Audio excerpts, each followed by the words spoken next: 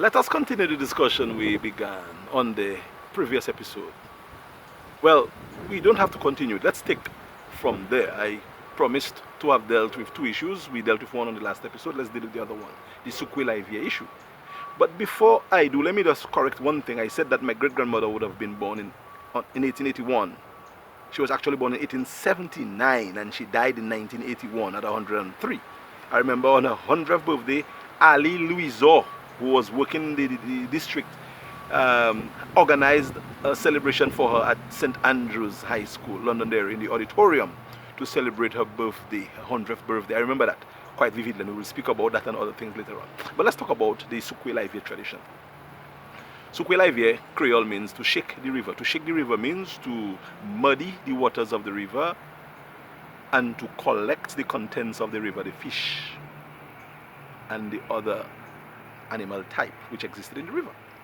Because we depended on the river for everything, for our food, for our hygiene, and for water. The Liviadu River was the main source of survival for people in that area of the community. And we would travel around back street. We never used the main street. If we did, it was for things like to go to the police and to travel out of the village. But we generally use back roads to do our little commute.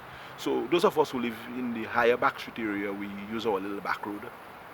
Pass by Miss Wees there, you know, and come down when you get to Vona.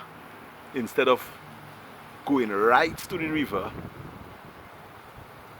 we went left, as I explained to you, with the Jacko situation and the dreads. So instead of going to Jacko area now, let's turn Ben Couché from Vona's house to the right, and that gets you into that river. So that river there, starting from, not really Cynthia and Jordan House, it was not the end of the river. I think Aldi and those people down there were closer down river. But we didn't start down there in terms of excavating the river. We started from higher up, from the Mang, close to the Savannah area. That's where we started shaking the river. So the Sukwelivia is a tradition that, as I said, you muddy the water and you have a basket downstream, and the fish, Janji, Dome, Teta, Kakado, Quibish, whatever it is that is in that muddied water, because they cannot see properly, they just float nicely down into the basket. So you collect all of that, you put that in a tin, you go back home and you make a kwem kuko. You know, you go and get some cheddar dashin from Etienne Dashin in the Savannah and Lavidu. But there was a trick in the Sukwelivia tradition where you only have to shake the river at nights when people are asleep and give it enough time so that the river clears out.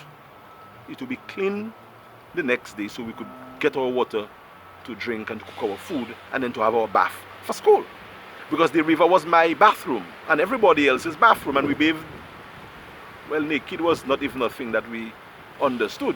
Everybody bathed that way, boys and girls, and we used to rub crayfish on our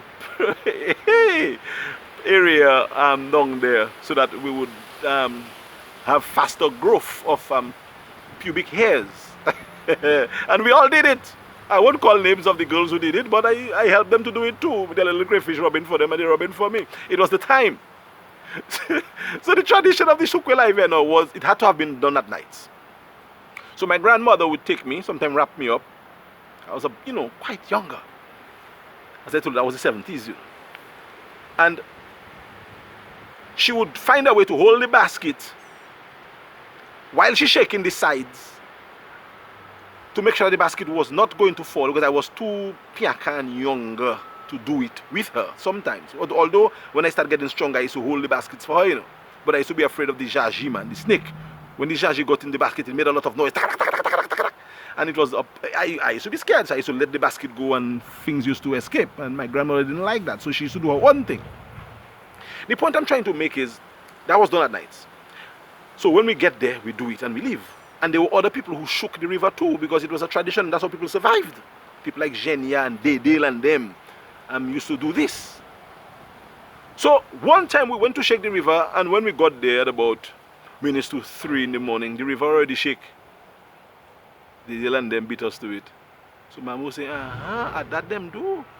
So she went there 1 o'clock. 2 days after, because you gave the river some chance to settle itself. So you used to shake it like every 2-3 days. So she went there 1 o'clock, and we were the first. So we break the tradition now of that 2-3 o'clock shaking river. So I guess they must have understood what happened. So they went earlier than us the next time, 12. My mom say, we went 11 o'clock the next time, and the Sukwe Live tradition started getting earlier until people were shaking river broad daylight. While you there bathing, water coming on dirty, people shaking river.